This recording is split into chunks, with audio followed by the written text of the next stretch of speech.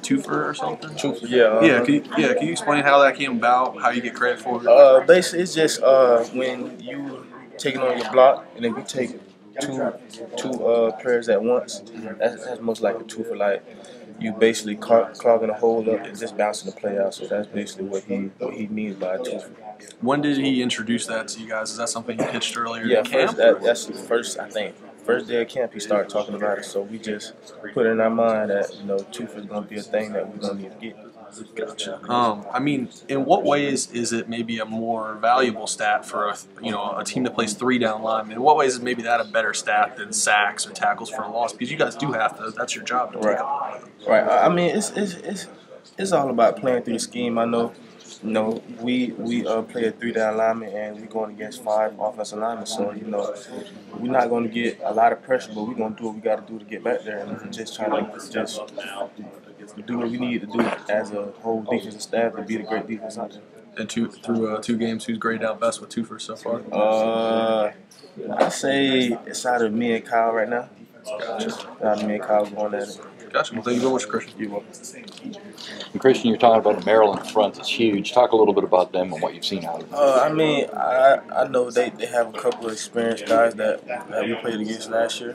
I know 76. I don't know his name right now, but I know he's a pretty good, decent player. I know I study him a lot. He got great technique, feet work good. I mean, we just gotta gotta do what we gotta do to win the game. It's the closest thing you've got to a regional rivalry left on your schedule as far as a border state goes. Right. It's good to have them in Morgantown. Oh yes, sir. It's a great opportunity just to prove them again that what happened last year is just going to happen again this year. Thanks a lot, Christian.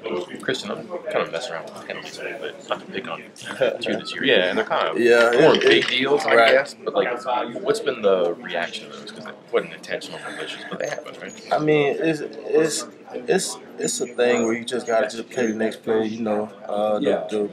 refs gonna do their job at the end of the day. Just gotta stay focused and just play through the scheme. I pretty much don't really worry about the penalties like that.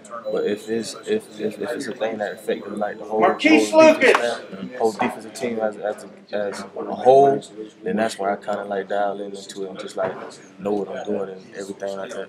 Certainly, they could have not thrown the flag on both Right. right? But I'm curious, what's the teaching on the other side like? I mean, they don't have to tell you to put your hands on that face mask, right? Right. Is there anything they do? It's all about technique. Just, I kind of like got my hand. I just like throwing my head down, so I pretty much wasn't looking where my hand was going at. So it's probably caught him on the face mask. The other penalty against Liberty, I kind of felt like the play was still going, so I kind of like was just trying to tackle him down. So just stuff like that, you just gotta just go through and it's a process. So you just gotta keep learning through it each and every day. Good sport, man. Thanks. All right.